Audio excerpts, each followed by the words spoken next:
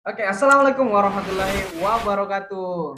Nah, di kegiatan Bubble Talk kita episode 14 ini kita akan bahas tentang investasi yang berhubungan dengan keuangan. Kita ini mungkin sobat-sobat Bulam ada yang sudah investasi dan ada juga beberapa yang masih awam, Pak. Nah, gitu. Jadi pertanyaannya itu mungkin yang paling singkat itu, Betul. apa benar investasi itu bisa meningkatkan keuangan usaha kita ataukah malah memperbesar peluang untuk boncos keuangan kayak gitu?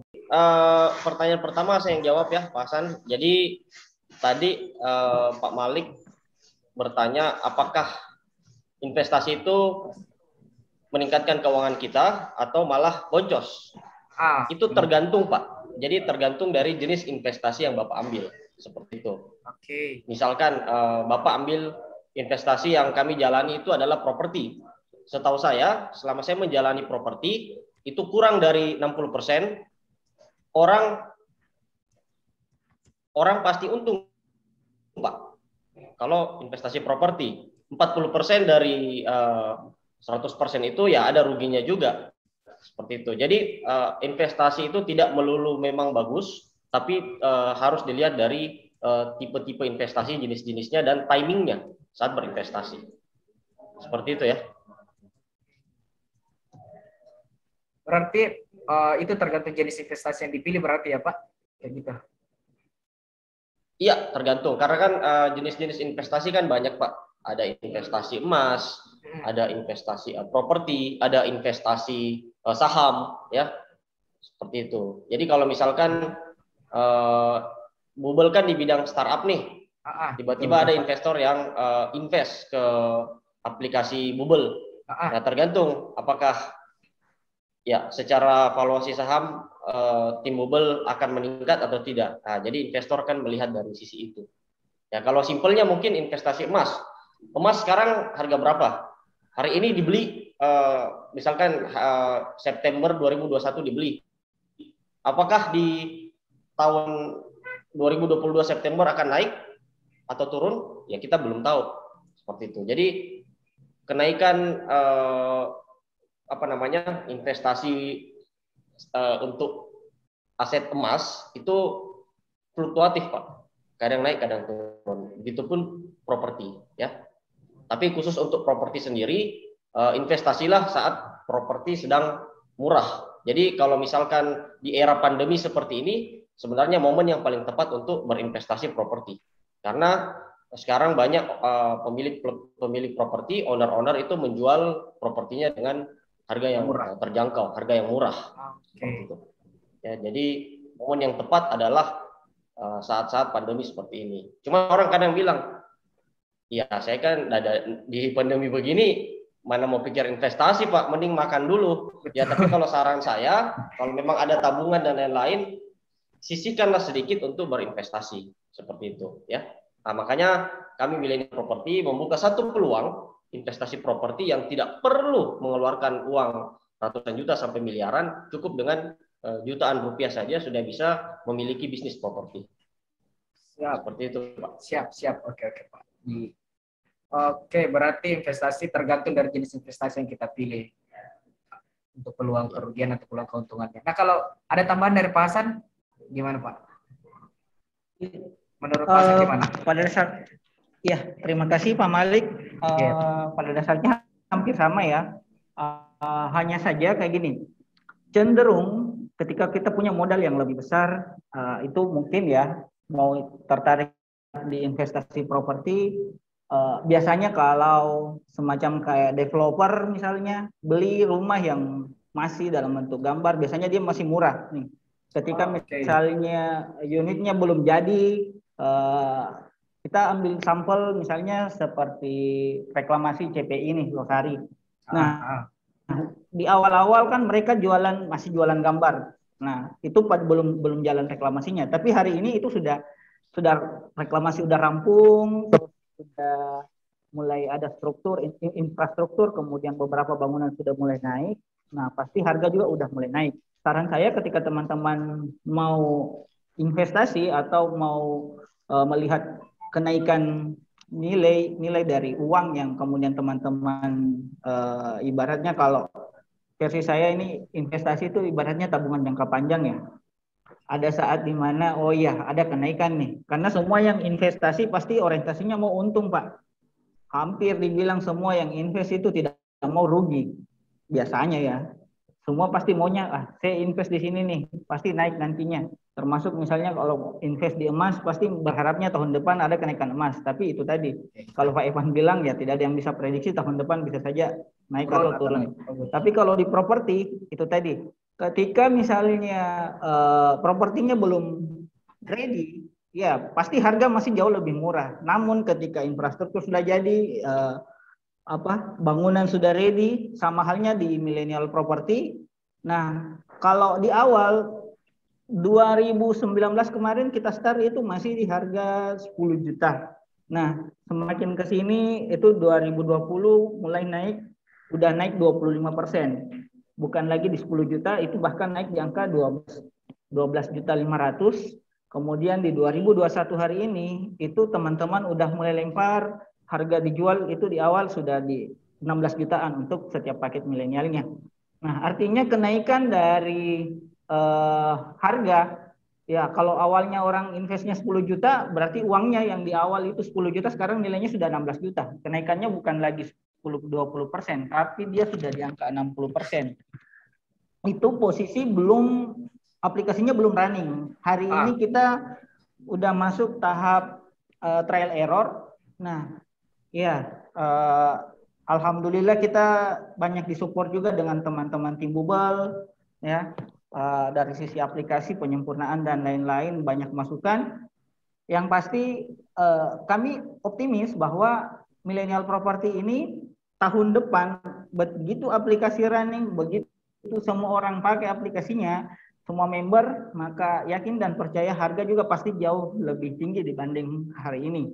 Nah, kalau misalnya Bapak Ibu ada yang kemudian tertarik misalnya untuk, nih saya ada uang nganggur 10 juta, kira-kira saya alihkan kemana ya? Millennial property bahkan ada skema bayar. Ada skema bayar misalnya bisa bantu meringankan user-user. Kalau misalnya ada 10 juta itu bisa saja teman-teman masuk tawarkan di DP 50%, nah sisanya masih bisa diangsur seperti itu. Karena yakin dan percaya ketika aplikasi sudah running, harga pasti bukan lagi di 16 juta. Seperti itu Bapak Ibu. Jadi kalau ada kesempatan ya kenapa Anda ambil sekarang kayak gitu ya Pak. Maksudnya kan harganya investasi kan naik turun. Jadi peluang juga itu tidak menutup kemungkinan dia akan turun kayak gitu. Yang itu sih yang saya tangkap Pak. Nah, terus muncul lagi Pak Hasan, Pak Evans izin muncul lagi pertanyaan.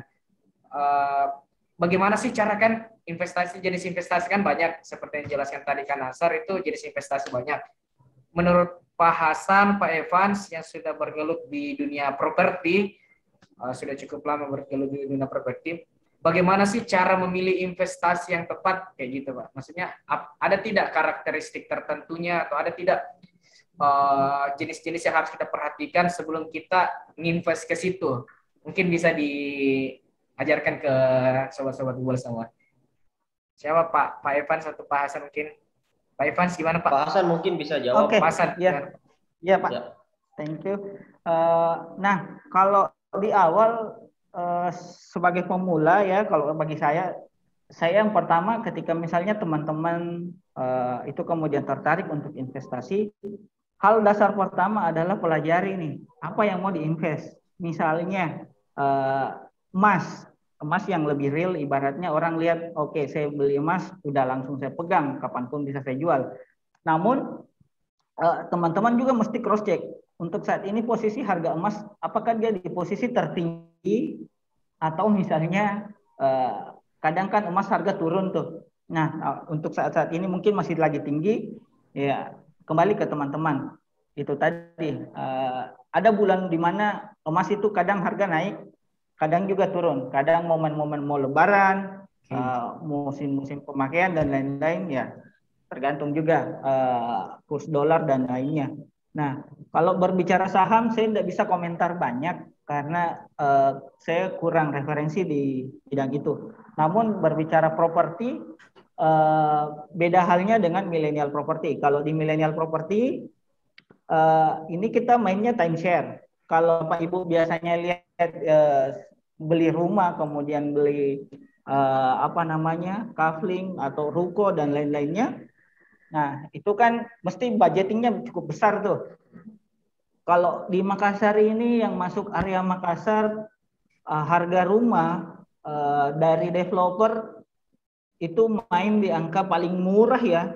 Sepengetahuan kami, kalau saya kurang lebih 3 tahun lebih di agent properti, kalau mau beli rumah di Makassar itu untuk hari ini minimal di angka 300 jutaan.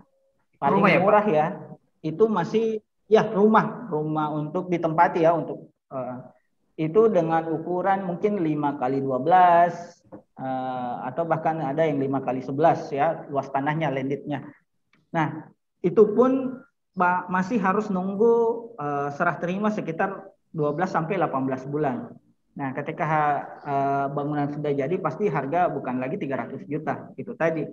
Ketika teman-teman atau Bapak Ibu ada uang atau budget di angka itu, atau kesanggupan untuk misalnya mau beli atau invest di properti landed house seperti itu.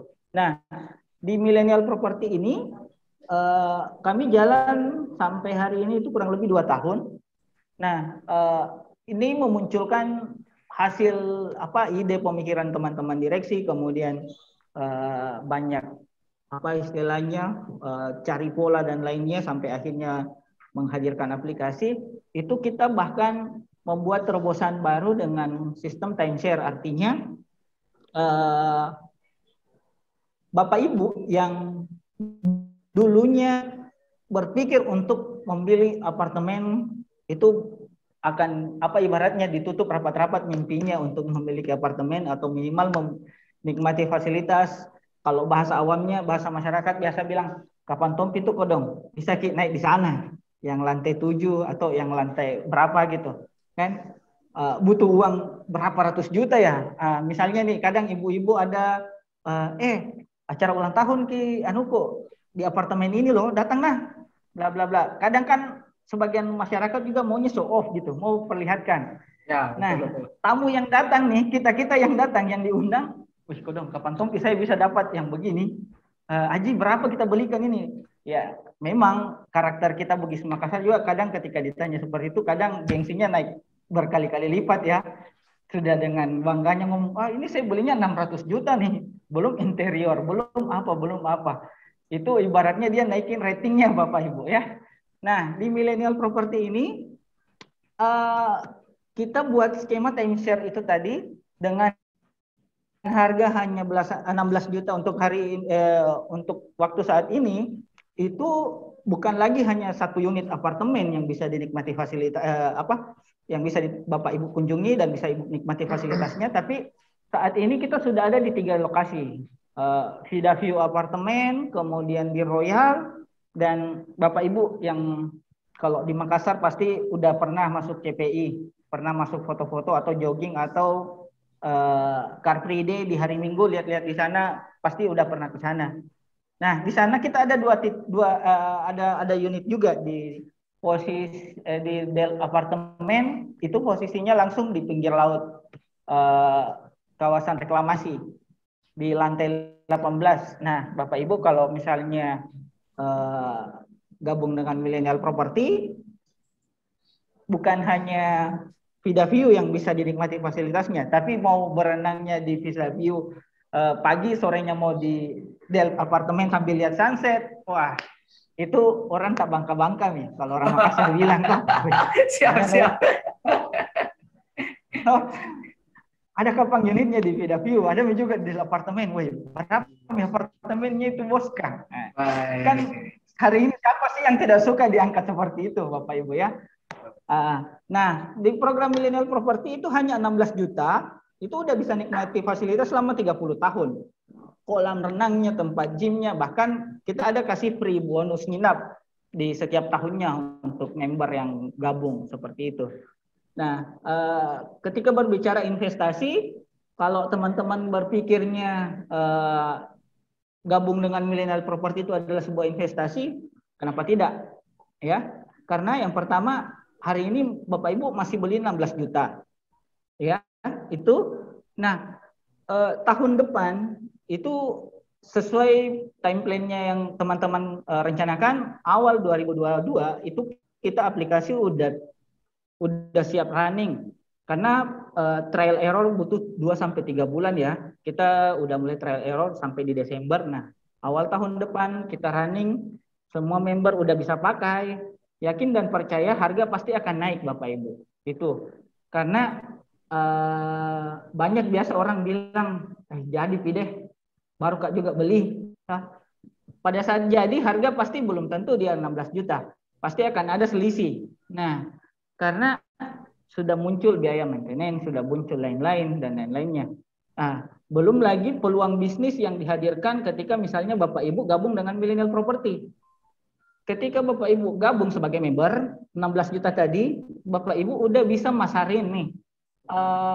Bapak Ibu bisa pasarkan semua unit yang dikelola oleh Millennial Property. Jadi sebagai member bukan hanya dapat ketika investasi bukan. Halo Pak. Ya, sorry, hilang. Lanjut. Oke, lanjut ya. Ketika gabung dengan Millennial Property, bicara investasi, uang yang dipakai 16 juta itu bukan hanya mendapatkan value atau kenaikan nilai mata uang. Misalnya di 2022 harga bisa saja sudah di angka 20 juta atau bahkan di 25 juta. Nah, bukan itu saja yang Bapak Ibu dapatkan nantinya. Tapi Bapak Ibu juga bisa menjalankan bisnisnya. Nah, bisnis Millennial Property itu mungkin untuk lebih jauh nanti bisa lihat di websitenya seperti apa. Betul, bisa komunikasi.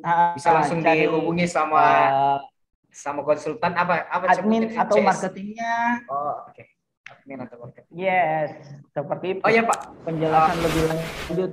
Karena kan ini rata-rata yang peserta atau teman sobat-sobat bubal lah kita sebut, dia kan itu rata-rata mungkin punya usaha dan sebagainya. Nah, pertanyaan yang muncul itu adalah apakah penting untuk seorang pengusaha belajar untuk investasi, Pak?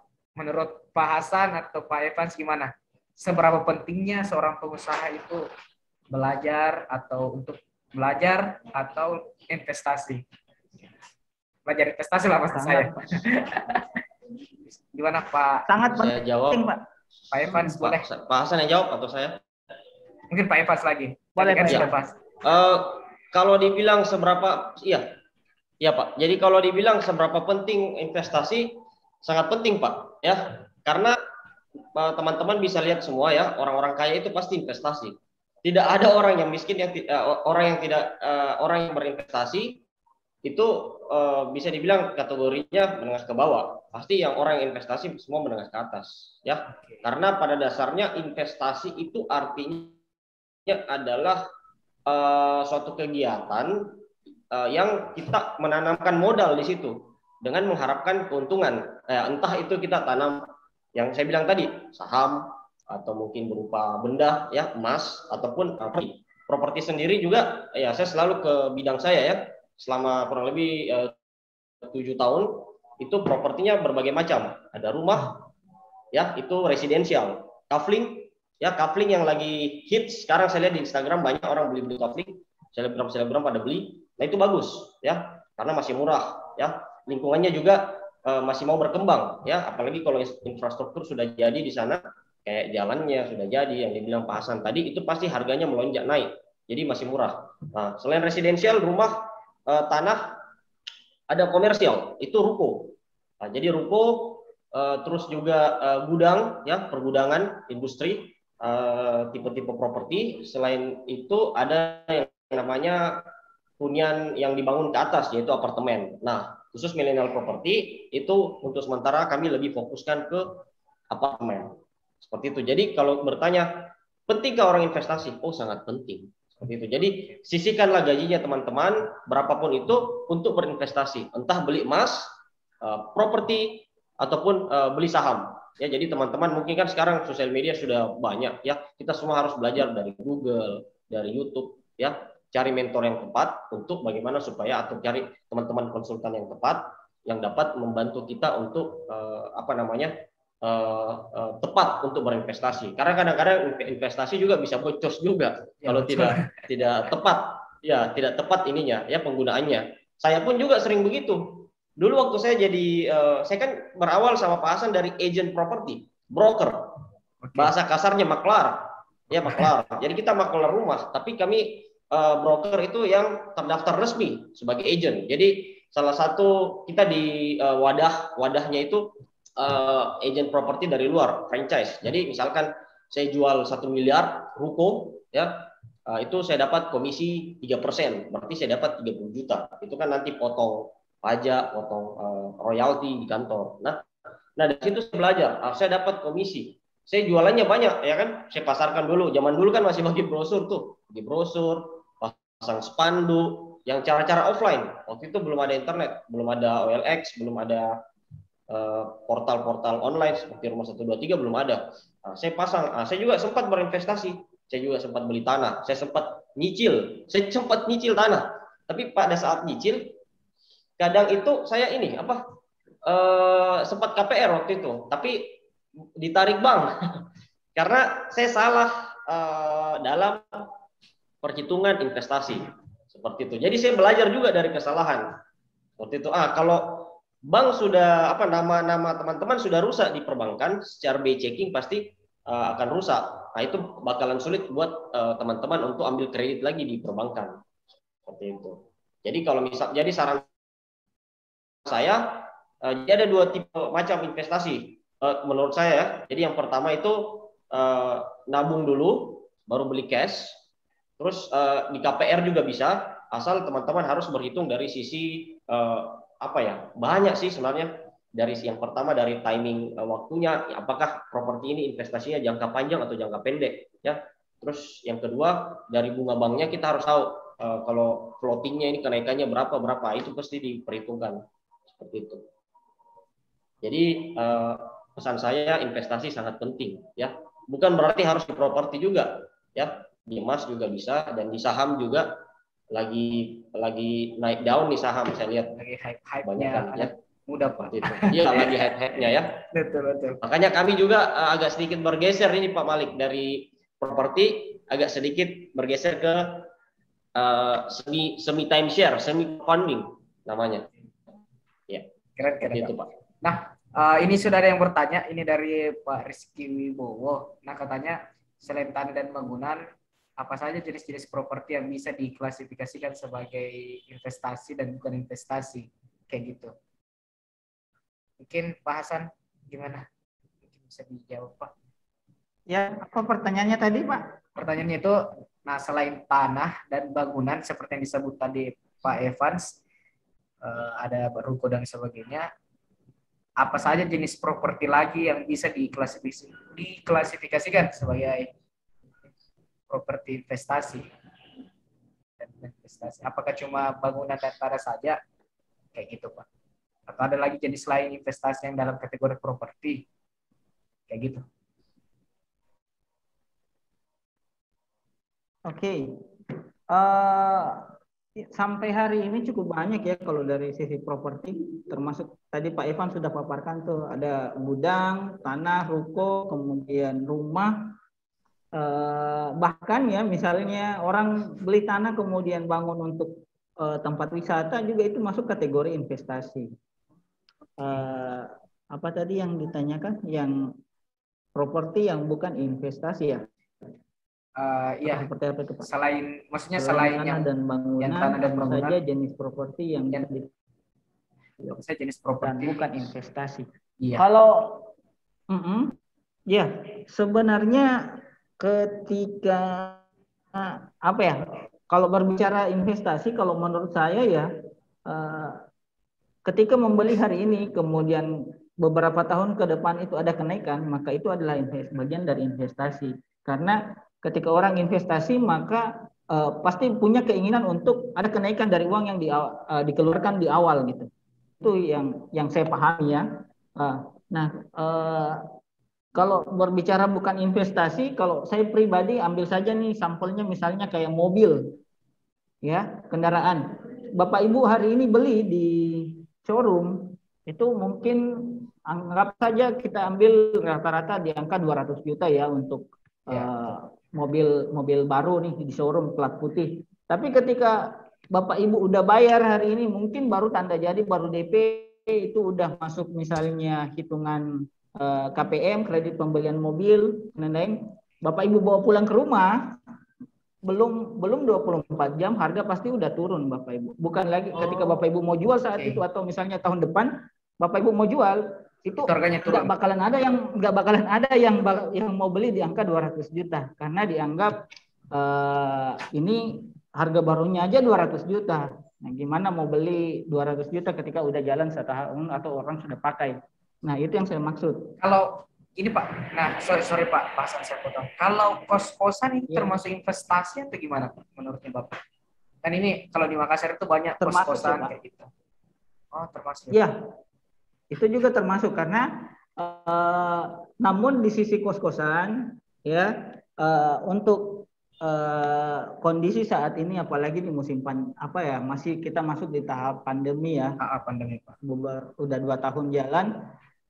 Kos-kosan juga secara nilai pertumbuhan itu tidak terlalu begitu naik ya Bapak Ibu. Tergantung area mana kita buat kos-kosannya. Kalau areanya masih bisa berkembang, itu bisa saja ada kenaikan. Namun ketika areanya udah stuck, misalnya Bapak Ibu buka kos-kosan di area Kota Lama, itu udah stuck itu harga itunya, propertinya. Namun ketika Bapak Ibu misalnya belinya di area misalnya area Samata sana kan, yang masih sepi dengan perumahan, mau buka kos-kosan, nah itu masih bisa ada kenaikan karena semakin berkembang, semakin apalagi pada saat nanti mahasiswa aktif perkuliahan, ya pasti bisa itu. Pasti orientasi untuk investasi kan maunya pasti mau dapat untung. Ya, betul Pak. Hampir dibilang semua yang invest tidak mau boncos. Betul. Nah, ya itu masukan dari saya aja sih Pak. Nah ini Pak, nah kan tadi menyambut dari yang kita bilang terakhir tadi, kalau kita berinvestasi itu tidak mau boncos. Nah, cara merubah sih, cara menanamkan mindset investasi di seorang pengusaha atau siapapun itu untuk mindset investasi bahwa bilang kalau berinvestasi itu ada naik turunnya begitu, bukan kita prediksinya naik ya naik terus, turun terus, itu tidak. Cara menanamkan mindsetnya karena kan kalau sifat manusia itu tidak mau rugi lah ceritanya, kayak gitu Pak. Nah ini cara nggak mau rugi tapi mau untung banyak Pak ya? Ya begitu kurang lebih Pak. Cara menanamkan mindsetnya mereka bilang investasi itu begini loh, maksudnya jelas begitu dibandingkan kalau menabung kan, kalau menabung itu ya kalau menabungnya dalam bentuk uang kan segitu-gitu aja. Nah tapi nilai rupiahnya yang naik kayak gitu. Itu gimana sih Pak cara menanamkan mindset kayak gitu? Kalau di Bapak bagaimana, sempat tadi sharing ke teman-teman? Ivan gimana? Kalau saya sih yang pertama adalah mungkin di mindset dasarnya itu yang perlu ditanamkan adalah kalau kita mau berinvestasi jangan takut rugi ya, itu yang pertama. Nah, yang kedua, pengusaha yang sukses itu harus ambil resiko seperti itu. Jadi kalau tidak mau rugi jangan investasi. Simple. Jadi tidak mau rugi jangan investasi. Seperti itu. Jadi main aman aja, main safety aja seperti itu. Tapi biasanya orang yang main safety itu tidak terlalu grow bisnisnya. Tidak terlalu bertumbuh ya. Zaman-zaman dulu mungkin kali ya orang-orang tua kita dulu ya dia bisnisnya gitu-gitu aja tapi tetap bertumbuh ya. Tapi itu dulu itu setahu saya ya bisnis usaha kecil dapat dihancurkan sama usaha yang besar. Nah, sekarang tidak. Usaha yang lambat bisa digilas sama usaha yang cepat. Seperti itu. Jadi, teman-teman yang mindset dasar yang perlu ditanamkan adalah jangan pernah berinvestasi kalau takut rugi. Itu. Ya, jadi kalau bertanya cara-cara investasi supaya tidak boncos, apa yang perlu ditanamkan? Jadi mindset dasar itu yang pertama sebenarnya. Jadi jangan takut rugi dan terus belajar, selalu cari mentor yang tepat. Itu sih dari saya. Mungkin Pak Hasan? Ya, kurang lebih sama sih Pak. Ya. Saya juga tambahan mungkin ketika Bapak Ibu mau invest ya, ada niatan untuk invest, saran saya jangan pakai uang keseluruhan yang Bapak Ibu punya ini. Misalnya Bapak Ibu punya uang 1M, jangan semua 1M dipakai investasi. Kalau dari sisi accounting tadi mungkin dijelaskan ya, dipaparkan bagaimana metode pembukuan dari sisi pengusaha dan lain-lain. Nah, biasanya ya ada setiap tahunnya ada namanya laba. Nah, kalau dari sisi pengusaha biasanya akan mengambil dana untuk investasi dari sisi itu. Itu yang pertama. Yang kedua, jangan juga dipaksakan semua modal yang ada di neraca misalnya ditarik kemudian dialihkan ke investasi yang lain. Satu sisi usahanya belum tentu jalan maksimal kalau modalnya ditarik semua, sisi lain investasinya belum tentu secepat itu bisa langsung menghasilkan. Ya. Okay. Yang pasti seperti ini. Contoh kasus kita sama-sama tahu siapa nih Menteri Ekonomi Pariwisata nih Pak Sandiaga Uno ya. Kalau Pak Sandi dia proporsi keuangan itu 15-20% dia punya cash money, artinya savingnya dia atau tabungan yang bisa kapan saja dia bisa tarik. Di angka 30-35% itu dalam bentuk aset. 35%-nya lagi itu dalam bentuk investasi. Nah, justru dia punya dapat kenaikan atau mencatat sebagai pengusaha sukses yang masuk kategori beberapa orang terkaya di Indonesia itu dari sisi investasinya. Nah, itu tadi persentase yang dia berikan. Kalau untuk teman-teman milenial, misalnya nih punya gaji 10 juta, ya boleh beli rumah dan bisa akan di-approve dengan perbankan ketika misalnya BI checkingnya bagus. Kalau gajinya misalnya 10 juta, terus mau angsur 2-3 juta per bulan untuk KPR rumah boleh. Nah, itu pasti bisa tuh. Kalau misalnya mau beli misalnya gaji 10 juta mau mau gabung dengan Millennial Property, ya udah nggak apa-apa disimpan dulu, ditabung dulu 2-3 bulan, kemudian cukup untuk DP 50%, ya udah gabung dengan Millennial Property 8 juta, sisanya masih bisa diangsur 2-3 bulan berikutnya. Seperti itu. Berarti jangan dibelanjakan semua ya. Hasil yang diterima hari ini harus ada saving money-nya berarti ya Pak. Harus ada saving money-nya. Iya Pak. Betul. Nah, karena kalau tidak ada saving money, kapanpun misalnya tiba-tiba butuh uang, di posisi itu kadang investornya boncos Pak. Oke, betul. Karena posisi jual rugi kan? Betul. Yang saya petik juga dari pembicaraan tadi Pak Hasan itu seperti yang dijadikan contoh tadi yang Pak Sandi ya Pak.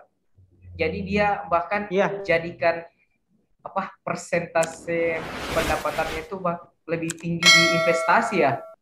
Bahkan ternyata sampai 35%. Berarti orang-orang hebat yang seperti yang dibilang Pak Evans di awal tadi, orang-orang hebat di sana itu mereka sangat mengutamakan sekali yang namanya investasi. Baik itu investasi tentang emas, barang, gedung, barang atau properti, kayak gitu ya Pak, kayak gitu. Bahkan di aplikasi sekalipun Pak. Wow, betul. Nah ini di luar dari investasi dan properti dan sebagainya. Ini yang jadi pertanyaan sih saya pribadi dan mungkin ini beberapa pertanyaan juga dari sobat-sobat Google. Kenapa memilih nama Millennial Property Pak? Untuk ini yang perusahaannya ini. Kenapa memilih nama Millennial Property? Apakah pekerjaannya orang muda-muda atau Pak Ivan atau Pak saya? Sistemnya yang bagaimana? Saya Pak. Oke. Pak Ivan silakan Pak. Ya. Ya, cocok. Jadi banyak faktor Pak. Kenapa kami para direksi menamakan project dari startup properti kami ini Millennial Property. Jadi yang pertama persis yang Pak Malik bilang itu soalnya direksinya masih milenial, ya. Asik. Aman, aman Pak. Jadi dari mukanya sih masih milenial ya. Siap. Dari lihat KTP enggak tahu masih milenial atau tidak. Itu yang pertama. Jadi kami yang yang membuild dan meng-create bisnis ini itu kami masih milenial. Yang kedua adalah jadi visi kami itu sebenarnya gini. Kami ingin mewujudkan mimpi dari semua generasi, semua kalangan bisa mempunyai bisnis properti. Seperti itu. Saya mau semua kalangan, khususnya milenial. Karena begini Pak, ada teman-teman saya yang seumuran dengan saya kan umur kepala 3 Pak ya. Yeah. Saya masih milenial ya. Karena setahu saya 95 ke bawah itu centennial, Gen Z ya. Jadi kita ini generasi milenial, Gen Y. Jadi, teman saya itu sampai hari ini belum punya rumah gitu. Maksudnya rumah pribadi, rumah yang dia hasilkan sendiri, bukan warisan, bukan rumah mertua. Startup properti kami itu kebanyakan sewa menyewa properti ya, seperti itu. Mungkin itu dari saya alasan menamakan proyek kami Millennial Property. Pak Hasan mungkin ada jawaban sendiri Pak. Tambahan aja sih Pak. Millennial Property ini kalau kami ini adalah brand Pak. Brand. Okay. Iya betul. Karena kalau perusahaan namanya PT Mitra Miliarder Indonesia. Nah, itu tadi Pak Evan sampaikan bahwa ada keinginan supaya semua generasi milenial bisa mewujudkan mimpi lewat millennial property ini, seperti itu. Oh berarti milenial ini brand, dan yang saya catat tadi itu ada 2 poin. Yang pertama, timnya millennial property memang termasuk generasi milenial.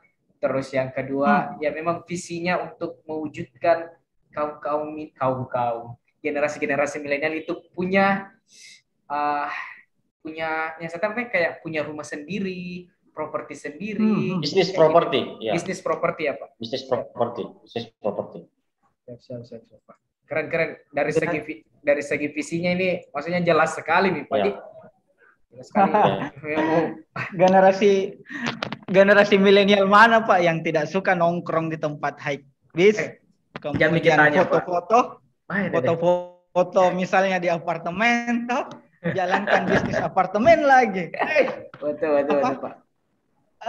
Dapat apa istilahnya, dapat hasil dari menjalankan bisnis penyewaan apartemen sambil nongkrong, sambil main handphone, jalankan aplikasinya, dapat uang.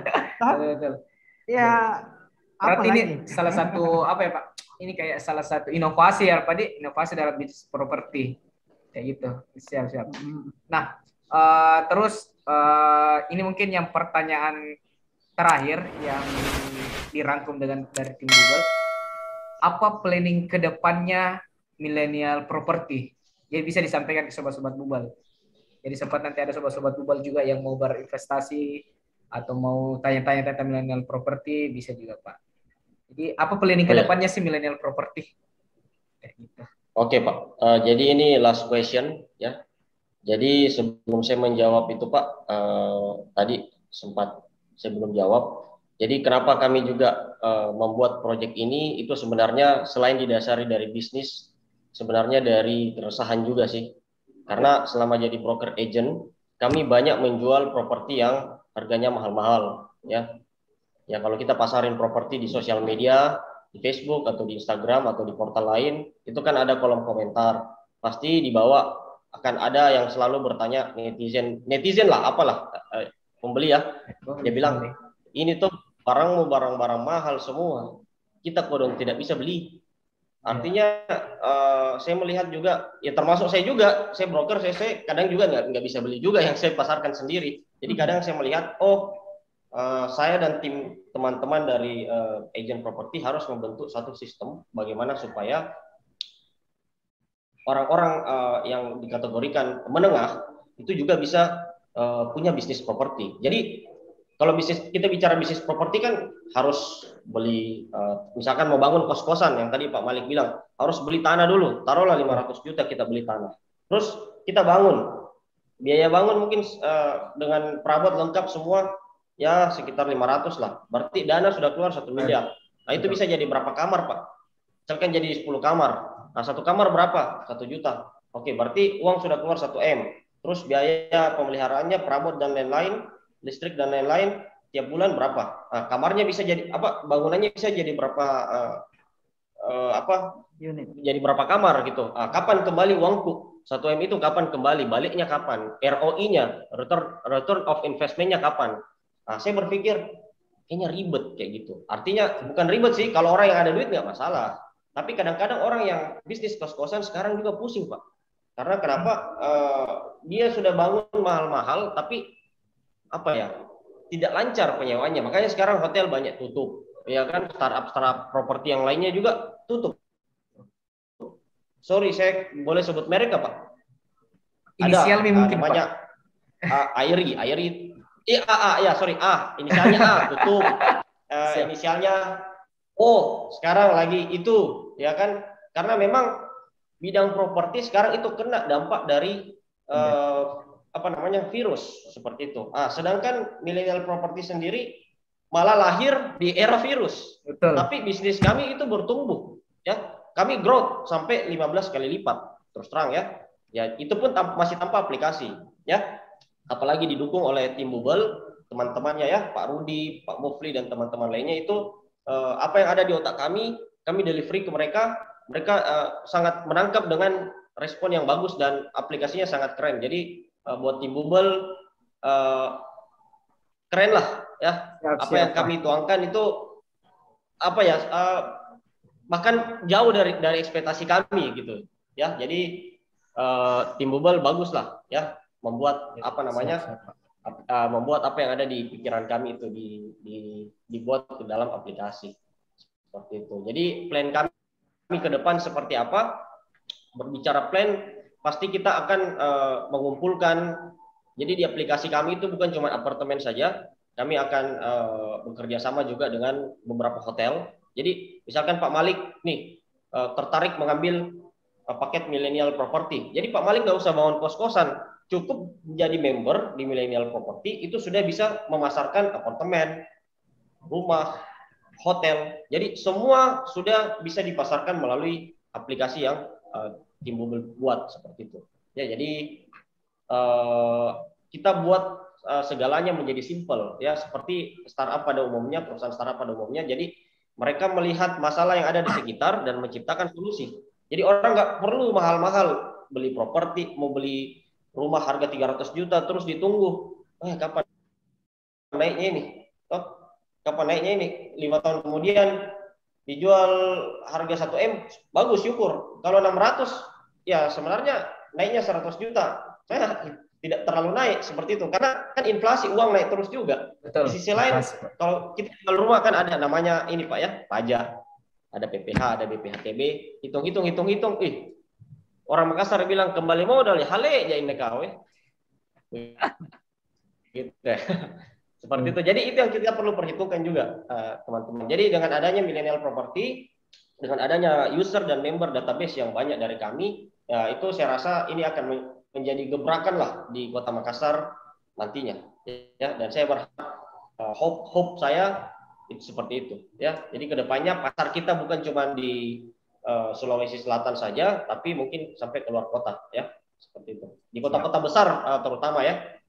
Itu. Jadi bukan cuma di apartemen saja, tapi di rumah dan di di hotel juga, serta di villa ya. Villa dalam artian mungkin kayak di Bira itu Paduka Resort ya, itu kebetulan salah satu teman dari direksi ya, dia juga mau bekerja sama. Jadi kalau misalkan ambil paket di milenial itu juga nantinya ya, ini kita belum PKS sih, cuma nantinya mungkin bisa memasarkan beberapa objek tempat wisata, hotel, serta apartemen. Jadi apartemen kita juga itu ada yang bermitra, ada juga yang milik kami sendiri, seperti itu. Karena setahu saya startup lain, mereka nggak punya unit, punyanya orang yang, sedangkan kita tidak. Kami juga punya unit sendiri. Jadi quality control atas properti bisnis kami itu lewat kami. Ya kurang lebih seperti itu Pak. plan saya. Pak Hasan mungkin bisa ditambahkan. Mungkin ada tambahan Pak Hasan untuk planning. Ya,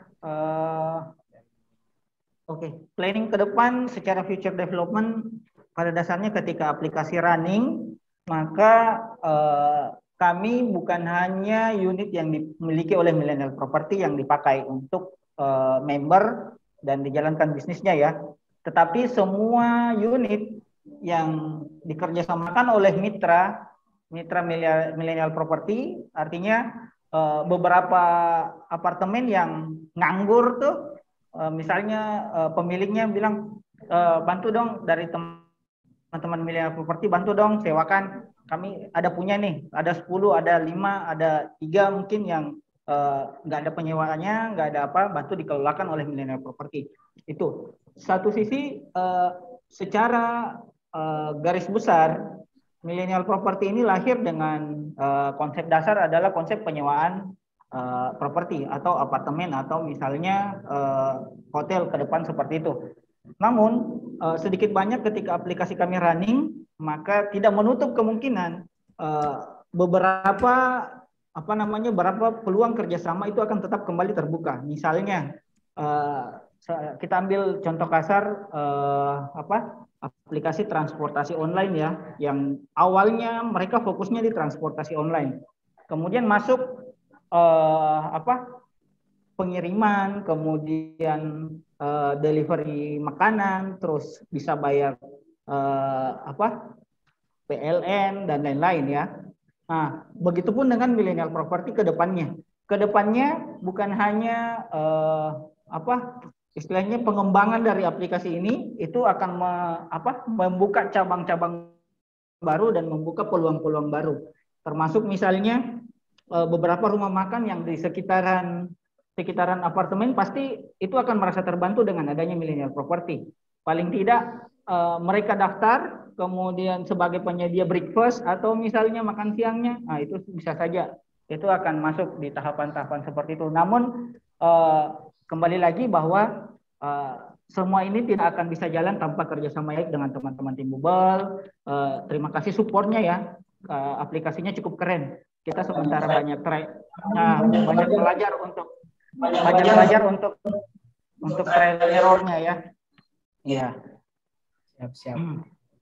Oke, terima kasih banyak Pak untuk waktunya. Jadi jangan sia-siakan kesempatan karena bilang Feni Rose di Metro TV hari Senin harga naik. Oke, terima kasih semua. Semoga sukses kita semua, teman-teman, sobat-sobat Bubble. Terima kasih. Lebih dan kurangnya mohon dimaafkan. Wabillahi taufiq wal hidayah. Assalamualaikum warahmatullahi wabarakatuh.